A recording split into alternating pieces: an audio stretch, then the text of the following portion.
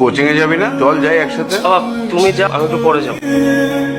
বাবাকে বলছি টাকা কথা না কেন বলে বড় টাকা লাগবে বলে কোনো লাভ নেই। মাসের শেষ আমি কিছু চাইলেই শেষ না।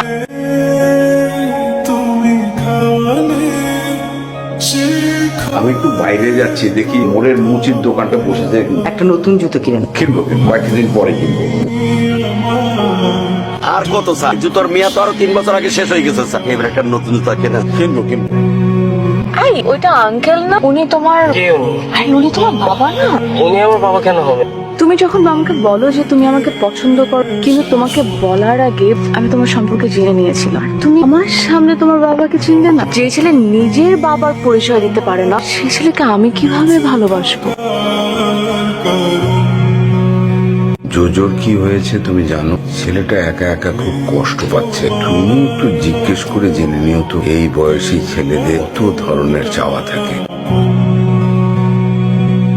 এই জুতাটা আমার লাগবে। ওই জুতো দিয়ে আপনি কি করবেন? আমি পুরান জুতো সংগ্রহ করি। ঠিক আছে নেন, কিন্তু টাকা এই কটা টাকাই আছে বাংলা। ঠিক আছে যা আছে তাই দেন।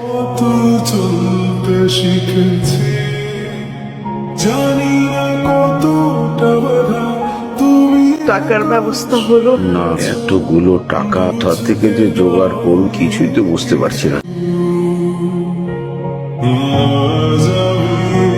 বাবা এখানে কিছু টাকা তুই টাকা কোথায় পেলি? পরে বলবো। না না পরে কেন বলা যাবে না, আমি জানতে পারবো না। সেই টাকা দিয়ে আমি আমার মেয়ে অপারেশন করবো না। ওকে আমার সামনে থেকে যেতে পারবো। তোমার চোখের সামনে থেকে যা। আঙ্কেল আপনাকে তো আমার সাথে যেতে হবে।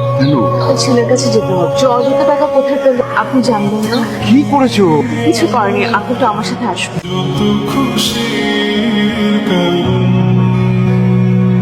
বাবা এটা আমার জুতোর দাম। ঢাকায় এরকম আমার আরো 4টা ভ্যান আছে, অন্যান্য বন্ধুরা দেয়। জুতাটা কথা মনে আছে? তোর পায়ের জুতা। যারা এই জুতা চায় তাদের কাছে আমি কোনো প্রফিট রাখি না। আমার ছেলেটা অনেক বড় হয়ে গেছে রে। এই জীবনে আমার আর তো কিছু চাওয়ার নেই।